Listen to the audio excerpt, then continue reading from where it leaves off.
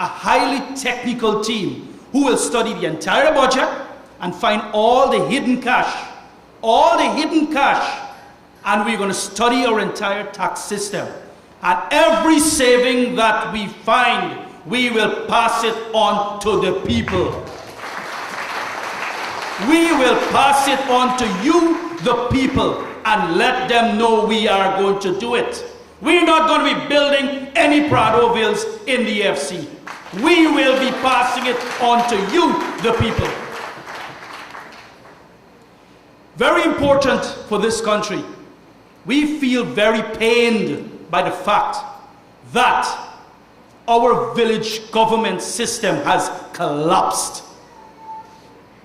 It has collapsed, and the PNC and the PBP are playing pass the buck between each other, blaming each other, while you, the people at the bottom, who want to do little things for your community, cannot, because half the council migrate to Region 11, and there's no opportunity for renewal.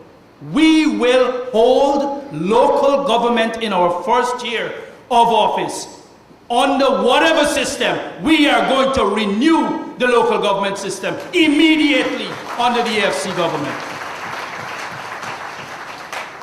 Well, I think I hit the tricky one now, because when the boys tell me if I talk about this, I might not be alive after this, but I'll talk, because I'm not scared of them.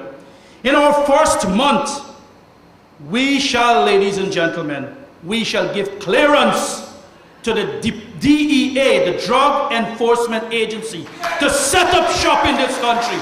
We are going to root out the drug of this country.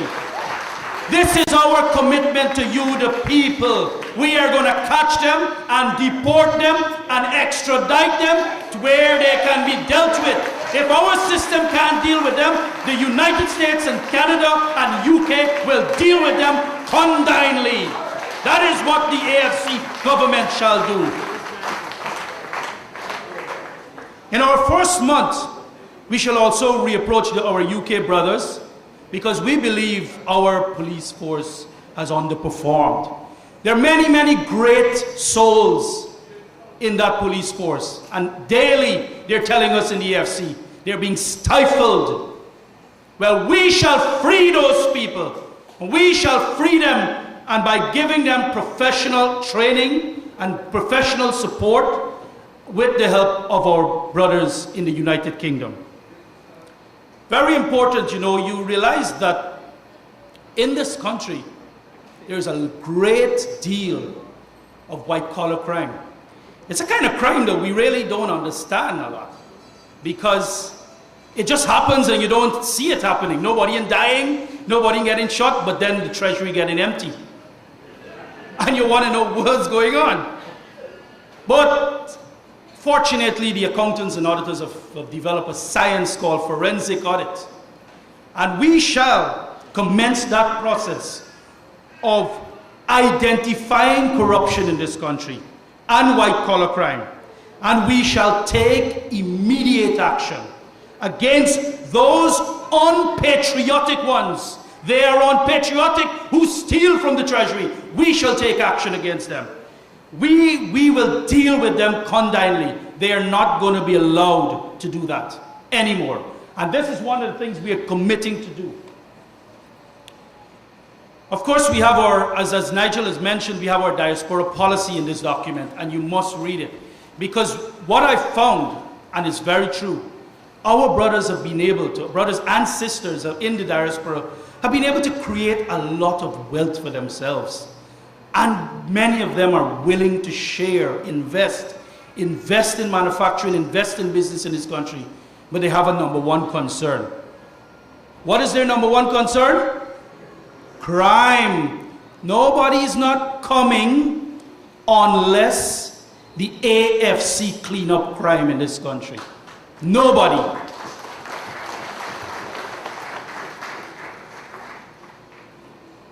To help our manufacturing sector and what we call emerging economy, the AFC felt that we need a state development bank. And that bank, let's make this very clear what it is. A state development bank is to lend to to parts of the economy where the commercial banks are unwilling to lend to, and into sectors that we want developed. And it will be lending at lower interest rates than the commercial banks, because it's our mission to stimulate jobs. And how do you stimulate jobs? You stimulate jobs not by spending $160 billion in the national parliament and then you don't know where the money gone. You stimulate jobs by getting you, the private sector, and the private entrepreneurs to invest, and we there in the background helping them, breaking down doors, opening doors for them, but also helping them with strategic investment so that they can make that investment. And what they do when a guy sets up a factory, he goes out and hire people. And that is what we're about. So that is why we're very, very keen. We must set up a state development bank. This is a key vehicle to fast forward our industrialization strategy and associated job creation initiative. The AFC will train people. We will train them, but we're not going to train people where they're not needed. We're going to train them in the sciences and the engineering fields where they can take this country to the next level. That is what we're going to do. When last y'all went to the Mandela dump site? That will not happen under an AFC government. Never it will happen under this government. We shall launch a national beautification effort throughout the length and breadth of this country, creating parks where they're needed, creating green areas where they're needed, and destroying things like the Mandela dump site. We shall make this country beautiful again. We shall make Georgetown the garden city where it belongs. That is where it should be defined as, not the garbage city. So gone will be the days of the Mandela dump site. But these are just a few of the 26 actions that we have in this document that we plan to do in our first year. And you need to understand, there's lots and lots of things in this. This document is a very, very solid document to transform this nation. And I want you to read it and then share the knowledge with your neighbors. If every one of you in here can share the knowledge with 2 to 3 people, we'll have multiplication of the process. And that is what people need to be educated in that. A vote for the AFC is a vote for the future. That is what you need to be telling people. So when the PPP goes in there and says a vote for the AFC is a vote for this and a vote for backwardness, you need to pull out this and say, what rubbish. This is what the AFC is about. AFC is a vote for the future.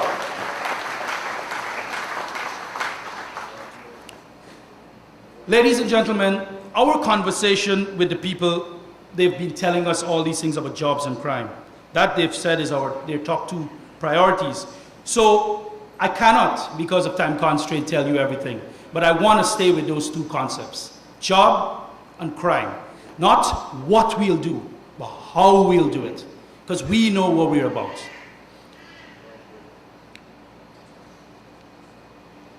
If you may know, our social contract, we've always said it in all our public dealings. Even if you went and look at Prakash at Bath Settlement, or you talked to when we were out in the fields with the people, our social contract with the people is to improve your public safety. Despite the significant increases in violent crime, you know more than me that I'm not telling you untruths here. Despite the significant increase in violent crime, what has the government done about it? They've bought a lot of police cars, I know that. But is who buying the police car for the government? That is the question. But police cars don't arrest crime. I don't know since when, well, maybe they got a new robotic car now. But I never heard about a police car arresting criminals. It takes police people, human beings, who can attack this crime situation.